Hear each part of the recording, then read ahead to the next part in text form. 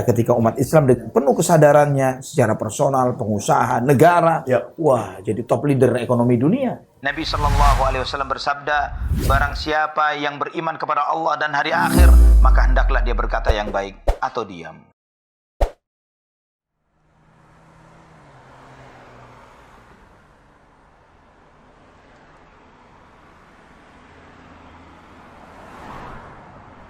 Kita coba lakukan bagaimana penetrasi teknologi ini membantu produktivitas. Jangan sampai mereka sudah waktunya panen, marketnya nggak ada. Sehingga yang terjadi apa? Mereka terpaksa menjual ke kulak-kulak tadi dengan harga yang mungkin tidak sesuai. McLaren tadi ya. McLaren tadi. Gitu. Jadi harapan kita begitu. Harapan kita adalah hadirnya Tabana sebagai perusahaan teknologi membantu pemerataan keadilan keuntungan tadi. Baik dari sisi orang yang berinvestasi di situ, ya, yang mengumpulkan dananya di BMT Asidik, maupun si pelaku praktisi bisnis tadi ya, di kambing tadi. Ya. Nah, keadilan ini penting ya, Sat, ya, dalam berbisnis syariah ya, Sat, ya? Itu yang sebetulnya jika umat Islam semuanya sadar akan hal ini, sadar dengan hatinya, umat Islam ini akan menjadi top leadernya ekonomi dunia. Sederhana, anak kasih contoh. Abdurrahman bin Auf radhiyallahu anhu. Beliau itu di hari pertama hijrah ke Madinah. Beliau dipersaudarakan oleh Nabi SAW dengan sahabat Ansar, Sa'ad ibn Rabi' radhiyallahu anhu. Sa'ad ibn Rabi' radhiyallahu anhu menawarkan kepada Abdurrahman bin Auf, saya tuan tanah nih, saya punya milik banyak properti. Separuh properti saya milik Anda. Harta saya separuh milik Anda. Saya punya 2 istri. Silakan kamu pilih yang kamu suka. Saya akan ceraikan. Selesai masa idahnya kamu boleh nikahin. Ini dahsyat ini Sa'ad bin Rabi'. Tapi lebih dahsyat lagi sikapnya Abdurrahman bin Auf. Ketika mendapatkan iming-iming seperti ini, bukan sini. Tapi beliau menunjukkan bagaimana hasil didikan Nabi SAW yang memiliki sikap kemandirian. Iffah. Tergantung itu bukan kepada manusia. Tergantung itu bukan kepada fluktuasi ekonomi, bukan kepada fluktuasi dolar dan lain sebagainya, tapi tergantung kepada Allah Subhanahu wa taala. Itu yang mendasar. Maka kata Abdurrahman bin Auf, barakallahu fi malik wa ahlik, semoga Allah memberkahi harta dan keluargamu, tunjukkan jalan ke pasar. Mana jalan ke market? Mana market? Maka ditunjukkan ke pasar. Beliau pertama kali masuk di market terdekat, pasarnya Bani Mustaliq. Pasarnya Yahudi. Pasarnya Yahudi. Di hari itu dia sudah dapat profit hanya dengan jual jasa. McLaren juga beliau. Hanya dengan jual jasa. Jual jasa ya. Tapi bagaimana konsep dia menjual jasa itu yang membuat dia di hari pertama dia sudah dapat profit, dapat makanan yang bisa dia konsumsi di hari itu. Ini dibahas oleh para ulama bahwa sikap Abdurrahman bin Auf bisa mengalahkan Yahudi di marketnya Yahudi. Di hari pertama tradingnya dia. Ini luar biasa. Kenapa bisa seperti itu? Karena konsep Islam win-win. Mereka win-loss. Oh, ya. Termasuk riba ini kan temuan dari Yahudi kan. Mereka yang doyan Yahudi, mereka doyan riba, kita nggak ngasih riba. Ente mau, anak kasih profit. Ya kan? Asal kita sama-sama profit. Belum ada profit sudah, anak sabar, anak mau ikhlas dengan membantu antum. Kan begitu. Bagaimana bisa mengalahkan? Bagaimana mereka bisa mengalahkan kita ketika umat Islam dengan penuh kesadarannya secara personal, pengusaha, negara, wah jadi top leader ekonomi dunia. Oke, berarti ini untuk kita ya pengusaha ya, harus kita tanamkan tuh mindset tadi win-win tadi dalam bermuamalah dengan siapapun, mau vendor, mau praktisi yang lain gitu, kita harus win-win nih pikirin itu, karena ini menjaga ya. Ya ujung-ujung kita harus bertauhid, kita harus kuat juga bahwa rezeki dari Allah kan. Yang penting kita baik dulu ya, diberikan kepada orang yang beriman. Orang baik pasti dikasih kebaikan. Insya Allah. Nah, termasuk dalam menjalankan praktek syariah ini ya Ustaz. Nah, kembali ke Pak Anjar dan Badar nih kurang lebih dalam menjalani bisnis ini gitu ya. Tadi kan disampaikan, tapi sebelumnya mungkin ke Mas Arya, setelah mendengar deskripsi tentang bisnis kambing ini ada ketertarikan nggak pengen ikutan juga? Penasaran? Saya jujur tertarik Mas Arya. Iya, pasti ya, kan? Pasti tertarik. Ya, tadi ya. Amin, dalilnya sudah kuat juga, ada anjuran dari Rasulullah. Ya. Tapi nih, waktunya mungkin nggak punya ya. Karena beliau banyak membantu orang juga kan. Gitu. Pak Anjar dalam menjalani bisnis ini, ya bagaimana sih skema yang dijalankan dalam keseharian itu? Maksudnya berapa lama waktu yang dihabiskan untuk merawat kambing ini dan apa sih tips and triknya apa nih untuk merawat hewan ternak? Untuk teknis peternakan mungkin. Ya, Jadi betul. kalau peternakan untuk breeding itu biasanya kita itu targetnya memastikan calving interval atau interval kelahiran itu nggak molor. Ya. Jadi targetnya 2 tahun 3 kali itu kita berusaha tepatin itu. Yang kedua ya menurunkan tingkat kematian karena ya namanya makhluk hidup ada aja tingkat kematian Pasti. itu nggak bisa kita hilangkan gitu. Ya. Terus yang ketiga ya kita tujuannya targetnya gimana terus berkembang dan bertumbuh gitu. Ya. Ya, jalannya ada yang organik nunggu berapa lama, ada anorganik ya membuka kesempatan untuk berinvestasi Ya. dari luar gitu. Ya, artinya kepercayaan dari para investor itu sangat bergantung pada apa yang dilakukan oleh Pak Ganjar dan tim kan, Pak Ganjar dan tim kan. Ya bagaimana mengajari si pekerja-pekerjanya untuk ya berkasih sayang dengan kambingnya juga penting ya Sad ya.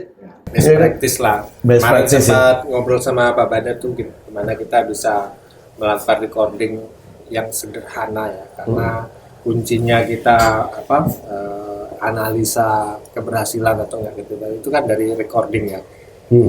Pengalaman-pengalaman Dari pengalaman, dari histori ya, ya itu recording itu buat peternak itu sebenarnya hal yang sederhana tapi di peternakan itu susah melakukannya. Kita kalau Mas Badar dari segi teknologinya itu bisa menyederhanakan untuk recording, kita bakal seneng banget gitu. Nah, Misalnya kalau anak kandang disuruh nyatet, disuruh ini itu nggak gampang. Tapi kalau megang handphone lebih sederhana. iya. Mungkin recordingnya sistemnya by phone, by HP gitu. Iya. Tapi awas hati-hati juga. Tadinya mau nyatet, malah foto-foto sama kambing kebanyakan. Selfie sama kambing dagangannya kan gitu. Si anak penggembala ya. Ya. Jadi peran teknologi sangat penting ya. Ya penting. Teknologi penting, permodalan juga penting. Gitu. Ya. Nah kalau dari Badar sendiri, untuk kedua sisi nih ya, mempertemukan si calon pembeli atau calon investor dengan para pengusaha peternakan ini, ya kan, teknologi yang diimplementasikan apa aja? Saya dengar katanya bisa memantau ya kurang lebih kondisi perkembangannya. Saat ini sedang kita kembangkan dan akan terus kita perbaiki adalah terkait dengan livestock management. Ya. Seperti yang dibilang Fajar tadi, mulai dari pengadaan bibit pada saat dia recording, tracking bagaimana kesehatannya, nanti bagaimana kenaikan berat badannya, lalu forecast bagaimana nanti panennya begitu ya. Oke. Nah, ini yang akan terus kita coba improve di Tabana. Ya. Jadi dengan kita berbicara langsung, kita turun langsung ke lapangan, kita ketemu dengan para pemain di industri, para peternak, kita dengar dulu gitu kan ya. Seperti yang dibilang Fajar tadi gitu kan, ternyata kita juga temukan fakta bahwa sebenarnya ABK ya, kita bilang anak buah kandang misalnya. Oh, Kita gitu. ya, Oh, ABK, istilahnya bagus ya. iya. Mereka itu udah pakai teknologi gitu kan. Iya. Mereka udah pakai handphone sebenarnya. Tapi bagaimana membuat mereka mau melakukan itu? Nah, kita coba tes dengan salah satu MVP kita membuat chatbot. Oke. Jadi sesimpel kayak mereka menggunakan chat gitu ya, Ya. ke WA ataupun ke Telegram, ya kan? Kita pakai basisnya Telegram saat ini. Jadi bagaimana mereka melaporkan kondisi ternak itu hanya seolah-olah mereka kayak lagi ngobrol aja, lapor. Ya. Lapor bos, hari ini bla bla bla bla gitu kan. Ya. Kambingnya sehat, beratnya sekian, fotonya ini, submit. Nah, di sisi kita baru teknologi bermain. Kita capture data tersebut, kita masukkan ke dashboard kita olah. Seperti yang dibilang Pak Anjar tadi, apabila data ini terus kita kumpulkan, makin lama makin kaya, kita bisa bikin lagi apa future-nya. Kita nggak tahu, mana tuh ada machine learning, predictive analysis. Iya. Itu hal-hal yang bisa kita manfaatkan dengan banyaknya data. Tapi ya tadi, kita harus kumpulin dulu pelan-pelan datanya. Kita rubah habit para peternak ini, bagaimana mindset-nya mereka bahwa data itu penting. Iya. Sebagai dasar dia untuk mengambil keputusan. Iya, Nah, iya. itu yang kita mau coba lakukan juga, teknologi tadi. Karena dengan adanya data tadi, kita bisa prediktif analisis lagi. Kita jadi tahu resiko. Kita jadi tahu potensial keuntungan. Ya. Nah, nanti investor bisa masuk di sini, teman-teman di BMT. Menarik nih. Saya cuma kebayang tadi kalau tadi saya invest misalnya lewat BMT Asidik, ya, saya bisa mantau kondisi kambing-kambing saya atau sapi-sapi saya ini kan. Perkembangannya seperti apa, terlihat mungkin 24 jam kayak CCTV gitu ya, Sad. Mungkin bagus banget. Kalau dulu orang main Tamagotchi mungkin ya. Nah, ini kan sekarang beneran hewan ternak gitu. Yang dimakan hewan ternak ya. Nah, bener-bener menarik. Lagi kemana? Lagi jalan naik angkotnya orang bisa ketahuan. Iya, bisa ngendus mungkin dari situ teknologi ya. Sekarang ada TV bisa menjilat makanan, ini bisa ngendus dari situ. Wah, Ustadz brilian nih idenya nih. Boleh Ustadz. Menarik. Tapi namanya bisnis syariah, Ustadz. Apapun bisnisnya pasti nggak luput daripada kendala-kendala yang terjadi, ya kan? Ya ini tantangan lah ya. Nggak mungkin Allah kasih semudah itu tiba-tiba langsung dapat apa yang diinginkan. Bagaimana seyogianya seorang pebisnis syariah menyikapi adanya kendala-kendala dalam perjalanan bisnis syariah, Ustaz? Nah, jadi begini, setiap pengusaha Muslim, sebenarnya non Muslim pun sadar, segala sesuatunya pasti ada resiko. Ya, semua sadar, semua manusia sadar. Apapun pilihan yang dia tempuh, ada resikonya. Ya. Bagaimana kita memprediksi resiko itu dan bagaimana kita meminimalisir resiko itu. Ya. Itu yang kita lakukan. Semua pengusaha memprediksi resiko-resiko apa yang mungkin terjadi dan meminimalisirnya. Maka setiap investor pun perlu mengetahui tentang resiko-resiko apa yang akan dihadapinya. Jangan selalu berpikir tadi cuan tapi tidak mengukur resiko. Ya. Semua usaha, setiap usaha pasti ada resikonya. Nah, di dalam syariat pun diajarkan bagaimana kita menyikapi resiko yang paling fatal sekalipun misalnya. Maka di sini alhamdulillah di Permata Farm misalnya minimum yang paling jelek misalnya terjadi wabah, mati semua kambingnya. Ada sertifikat tanah. Nah, begitu misalnya begitu ya. Ini kan pengamanan sebetulnya, pengamanan modal yang dia miliki. Itu yang paling parah, yang paling fatal yang bakal terjadi kalau misalnya itu yang paling buruk. Ada sertifikat tanah sebagai kompensasi. Yang ini jarang sekali farm yang lain memiliki yang konsep yang seperti ini. Karena memang berangkatnya kami kan dari developer gitu ya. Betul. Dari developer. Jadi kita memikirkan bagaimana kafling itu tidak berbenturan antara milik A sama B, masing-masing punya jalan. Kita pikirkan seperti itu, jangan sampai nanti klaim-klaim dan lain sebagainya. Itu jadi resiko setiap usaha harus diprediksi dan juga perlu diketahui juga di dalam konsep syariah bahwa keuntungan itu adalah dampak yang ditentukan oleh Allah Subhanahu wa taala. Profit itu berapa besarnya Allah yang menentukan. Jangankan kita ya Muslim yang alhamdulillah kita beriman kepada rezeki, jodoh, ajal di tangan Allah. Kita tahu itu, tapi kadang tidak meyakini di dalam hati. Non Muslim, orang-orang kafir nih. Ana suka baca-baca, baca sono baca sini.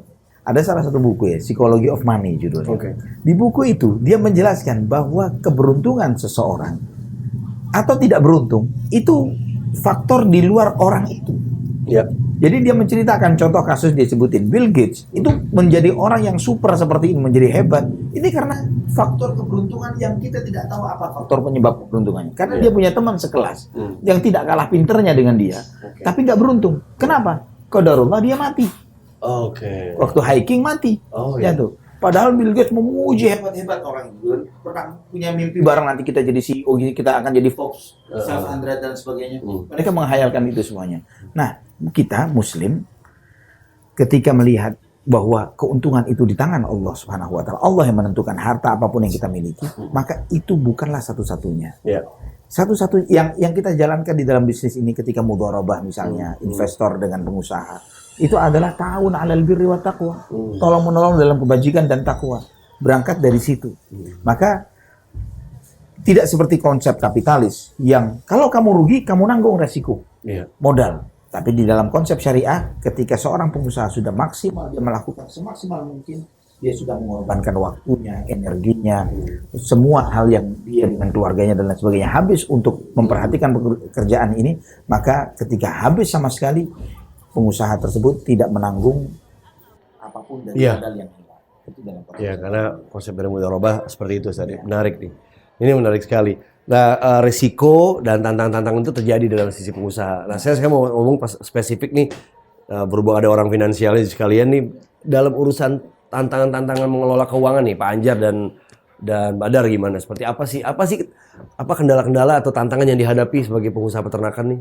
Ya, mungkin salah satu hal yang kita lihat para peternak yang kita coba rangkul dan kita bina, mereka punya kemampuan, mereka mampu memaksimalkan.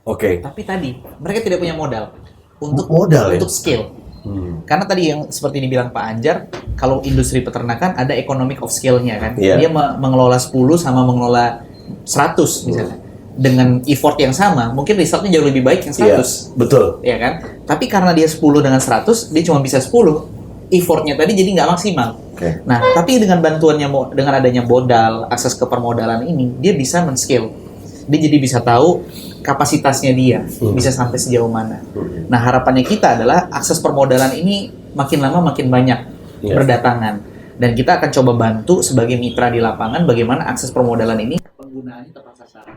Oh, dari sisi penggunaannya ya. Dari sisi penggunaannya. Iya, gitu betul. kan. Karena tadi semua orang pasti kalau ditanya butuh modal nggak? Pasti butuh. Pasti gitu, kan? dong. Tapi begitu ditanya modalnya buat apa, nah baru mikir lagi ya buat apa aja ya. Gitu. Iya benar-benar. Nah kadang-kadang seperti itu yang kita coba lihat juga di lapangan. Modal itu penting. Tapi Tabanan saya rasa juga sangat butuh, artinya pemodal ya untuk menjalankan aktivitas ini kan. Betul. Karena memang kita seperti kita bilang tadi bahwa kita pengen mengempower orang-orang yang bermain di ekosistem ini ya. Ekosistem ini kan nggak cuma peternak, tapi para pemodal, para investor, para supplier, para produsen gitu ya. Jadi bagaimana ini bisa berkumpul dan ada pemerataan tadi, keuntungan tadi. Nah, harapannya kita adalah akses permodalan ini dengan kita lakukan ini jadi berdatangan.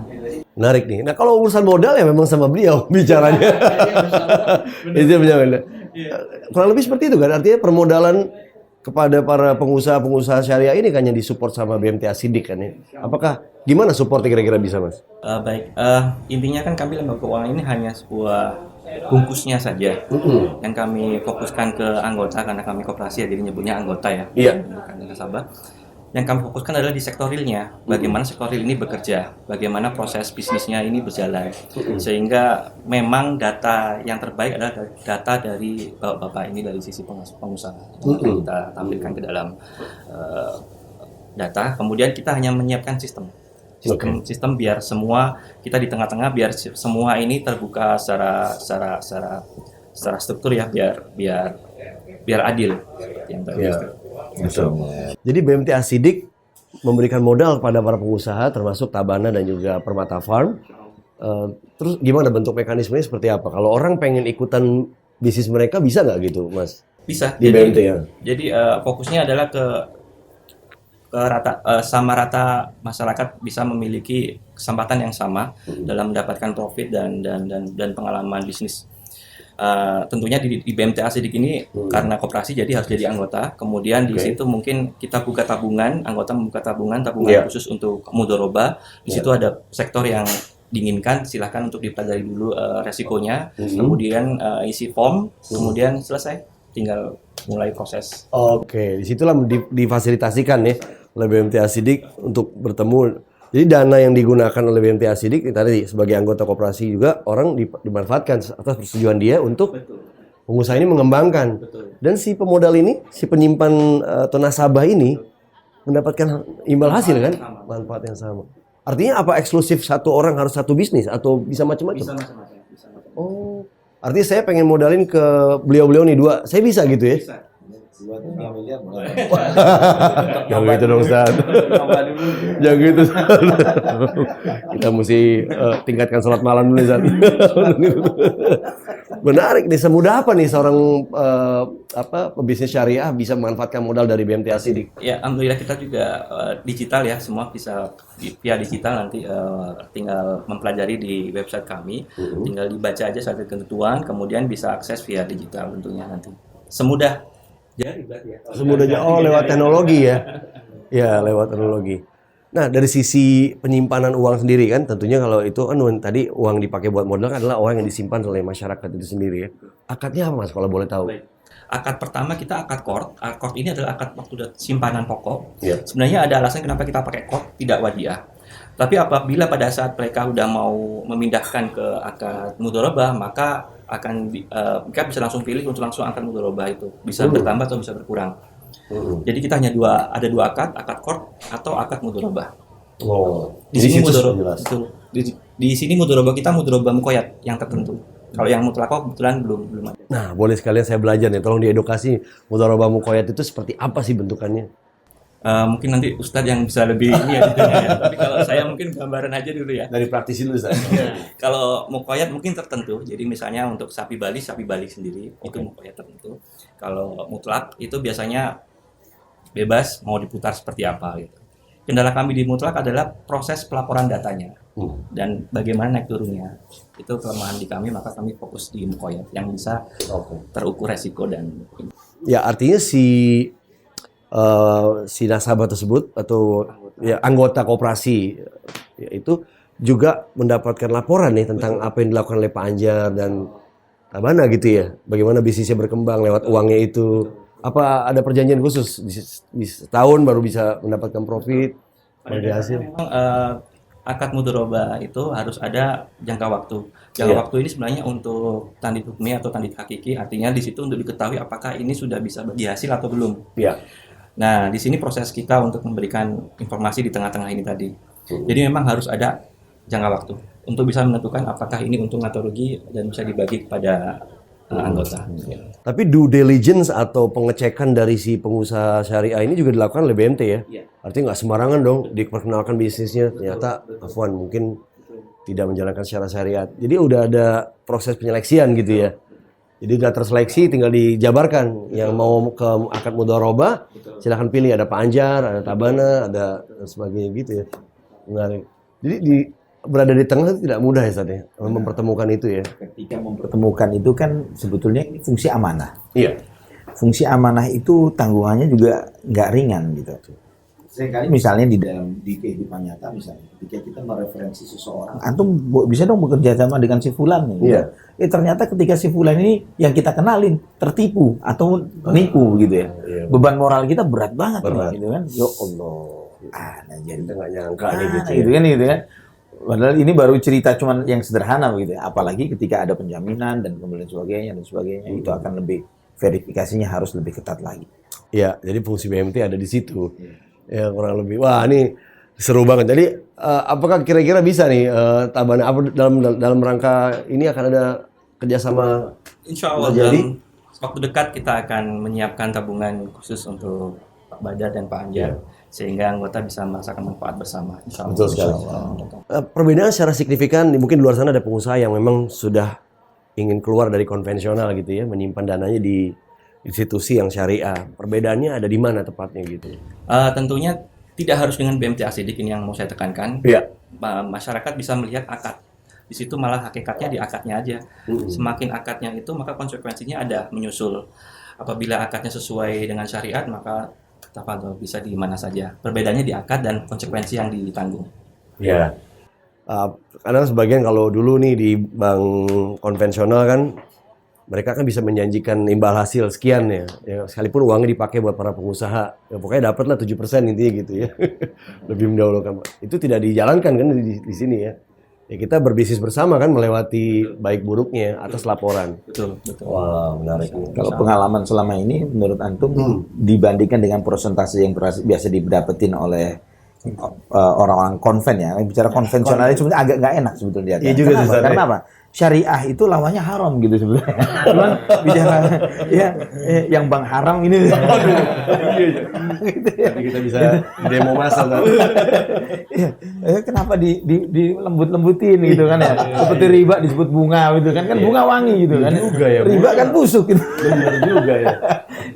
Cuman ya gitulah sebagai dai memang harus kritik-kritik banget urusan seperti ini. Nah, itu ketika dibandingkan dengan yang haram nih, mereka terkadang orang yang kakinya yang satu sudah mau mengangkat diri dari yang haram, mau yang ke syariah, itu terkadang dia ngitung. Kayaknya untung ini nih, kayak nggak untung itu tuh. Ini selama ini pengalaman antum lebih banyak untung yang di secara hitungan bagi hasil yang haram dengan yang syariah mana ini? Ini menarik nih, ini penting nih. Ya. Dari sisi histori aja. Jadi pengalaman Dari sisi anggota histori, ini. Ya. kalau yang saat ini kami lakukan dan mungkin masyarakat bisa melihat juga ya, itu memang menguntungkan di syariah pasti. Begitu ya. Menguntungkan di Masya syariah. Allah. Ya. Ada satu perbedaan signifikan kenapa itu menguntungkan dalam menjalankan bisnisnya? Karena real langsung ke sektor bisnis, karena Oh, langsung ke real. sektor bisnisnya yang berperan. Jadi tidak melalui beberapa tahap. Jadi langsung ke sektor realnya. Jadi serasa melakukan usaha sendiri, Ya. hanya diwakilkan. Diwakilkan. Dan ini bentuknya keanggotaan ya.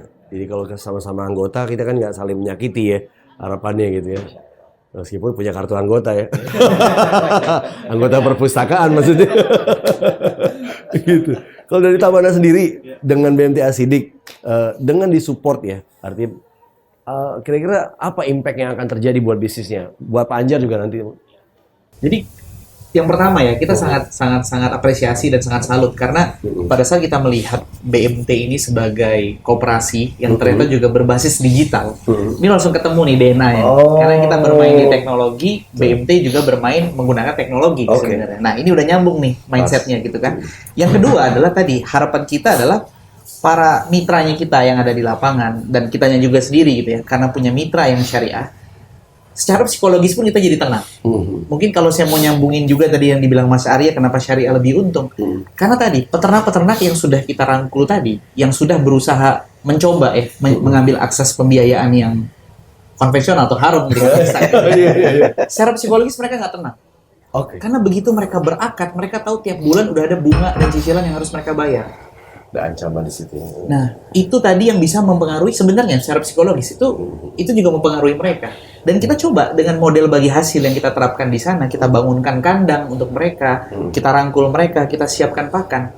Masya Allah gitu ya, kalau kita lihat dari data gitu ya, average daily gain atau pertambahan berat harian yang tadinya 0,6 kg sampai 0,8 kg itu menjadi 1,4-1,5. Bisa hampir 2 kali lipat.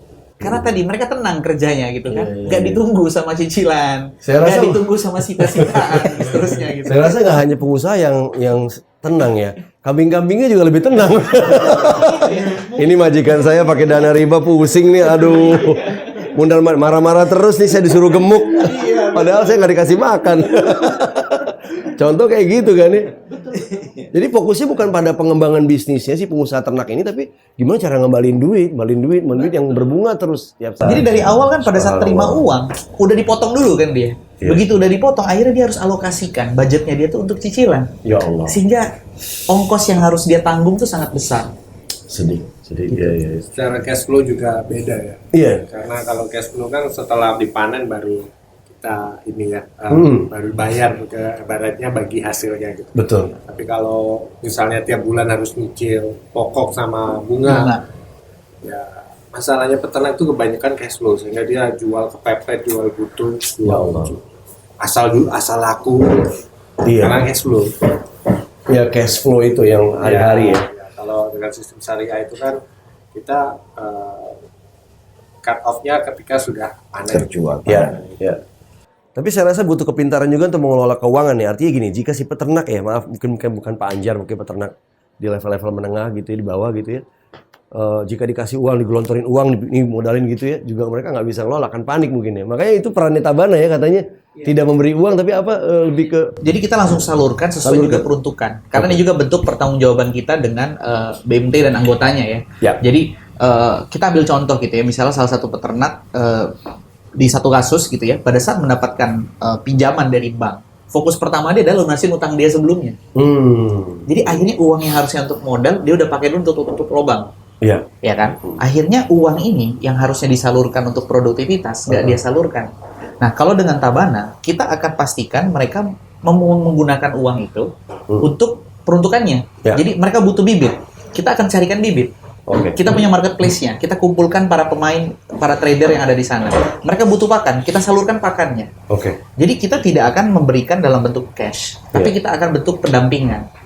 Tujuannya apa? Supaya mindset mereka makin lama terbentuk. Oh iya, kalau saya maksimalkan budget yang diberikan ini, profit yang saya dapatkan jauh lebih baik gitu. Jadi ngapain uangnya saya tahan-tahan? Ngapain uangnya saya pakai untuk kebutuhan lain dulu gitu. Dan menariknya gitu ya, karena peternak yang kita rangkul ini adalah peternak yang ada di Bali, mereka non muslim. Dan mereka melihat model ini lebih fair. Makanya kita untuk pendekatan ke mereka itu hanya hitungan minggu, mereka langsung deal sama kita. Iya. Karena mereka selama ini nggak nyangka. Apalagi kalau keyakinannya bisa ikut bareng ya lebih seru ya. Mereka bilang ada yang seperti ini gitu. Kita bisa menang di market orang. Benar. Kita bisa menang di market orang lain seperti kisah Abdurrahman bin Auf tadi, Ustaz ya, mengalahkan Yahudi dalam berbisnis sehingga Masya Allah. Jadi memang udah Allah udah takdirkan gitu, udah baik-baik aja deh, nggak usah yang gitu-gitulah gitu yang lain. Mereka mengakui jadi. Iya. ya mudah-mudahan ini menjadi daya tarik juga buat mereka untuk mengenal Islam lebih jauh ya. Artinya untuk teman-teman yang memanfaatkan perbankan syariah atau tadi ya, sehingga akhirnya mereka bisa kenal lebih jauh gitu. Nah ini poin yang menarik nih di dalam ini. Mungkin Ustadz bisa memberikan kesimpulan sedikit sebagai bisnis syariah, bagaimana menjalankan praktek-praktek bisnis syariah, termasuk memilih modal yang tepat, memilih mitra usaha juga penting Ustadz ya. Teman, dengan siapa kita berteman, dengan siapa kita ingin bermuamalah, itu penting Ustadz ya. Ya, ada salah satu yang Allah Subhanahu wa taala sebutkan dalam Al-Qur'an, fa inna khaira man ista'jartahul qawiyul amin. Bahwa sebaik-baik yang kamu pakai sebagai karyawan atau yang berpartner adalah yang kuat dan amanah. Nah, kekuatan itu bisa mewakili fisik. Ya. Dan amanah ini mewakili agama. Fisik juga bisa intelektual. Kan itu kan. Jadi, ketika seseorang itu kuat secara fisiknya dan intelektualnya, ya, kemudian dia amanah, artinya konteks agama, dan ini tergabung pada diri seseorang, maka orang yang seperti inilah yang sempurna, yang perfect. Namun terkadang kita untuk dapat dalam sisi satu orang yang kuat dan amanah itu berat. Maka mungkin pada satu sisi ada orang yang cukup kuat, amanahnya kurang, maka kita cari seorang yang amanah untuk dampingin dia. Gitu. Sehingga dibuat dalam sebuah sistem yang dengan itu yang kuat ini dipaksa amanah. Jangan sampai yang kuat itu dikasih peluang untuk bisa tidak amanah. Nah, ini subhanallah, syariah ini sempurna banget. Subhanallah, walillahil hamdu wal minnah. Semoga kita bisa mengamalkan dan selalu belajar ya, setiap harinya, ini penting sekali. Dan tentunya untuk BMT Asyidik menjadi hub ya, pertemuan ya antara para pebisnis syariah dengan orang sebutannya misalnya investor ya. Ya, sohibul mal gitu ya, yang ingin uang ini berkembang di bisnis yang baik gitu ya seharian. Ada ini nggak? Sekarang lagi fokus kemana Mas? Tabungan mana yang lagi diramaikan sekarang atau lagi dipromosikan nih? Ya tentunya saat ini insya Allah kita akan fokus ke sektor peternakan ya, karena mengingat sebentar lagi kita akan Ramadan, kemudian beberapa bulan lagi ya Idul Adha. Ini momentum yang sangat pas insya Allah bagi masyarakat untuk bersama-sama menikmati kemanfaatan. Amin. Sudah berapa banyak yang dimodali? Berapa bisnis yang dimodali dalam hitungan BMT Asyidik? 30 saat ini. Udah 30 usaha kita salurkan. 30-an. Tapi kalau boleh jujur, apakah 30 itu berhasil semua atau ada bisnis yang mungkin harus dipending atau idle atau apa? Ada bisnis yang kemudian memang tidak sesuai dengan yang diharapkan. Nah, itu faktor-faktor yang Masya Allah itulah bisnis. Iya, tapi si anggota koperasi teredukasi akan hal itu ya. Dan berusaha semaksimal mungkin untuk memberikan informasi sedetail mungkin, se-fair mungkin.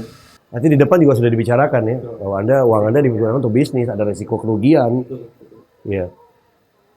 Satu pertanyaan yang mungkin orang banyak bertanya di luar sana ya. Kalau nanya ke startup kemana tuh, revenue streamnya dari mana sih gitu kan? Nah kalau BMT sedikit, kalau boleh tahu, dari mana mengambil keuntungan? Baik, pada dasarnya lembaga keuangan itu paling utama, semua mungkin menyatakan halal itu ya di sisi admin memang. Administrasi itu paling fundamental. Tapi kalau kita bertahan dari sisi admin memang susah. Maka kalau dari kami akan bergantungkan dari bagi hasil di project. Project tertentu. Berarti jika mempertemukan dengan si sohibul mal dengan bisnisnya maju, bagi hasil ya. Oke, pertanyaannya gedean mana nih?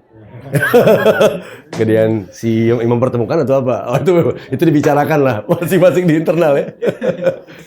Terkadang ada beberapa crazy jadi harus nongol. Iya. Takutnya ada di sebelah sana gitu. Oh iya benar. Tapi ini indikasi yang baik dan artinya shifting dari konvensional ke syariah ini butuh waktu. Artinya saya dengar penetrasi pasar bank syariah Indonesia aja baru sekian persen, kecil banget ya. Makanya presiden kita nyuruh bersatu kan bank-bank syariah ini. Apalagi kayak kita. Artinya kita nggak lepas dari edukasi ya Mas ya. Dengan dikasih tahu, dengan ngobrol-ngobrol gini orang mungkin jadi lebih tahu kan. Iya kan?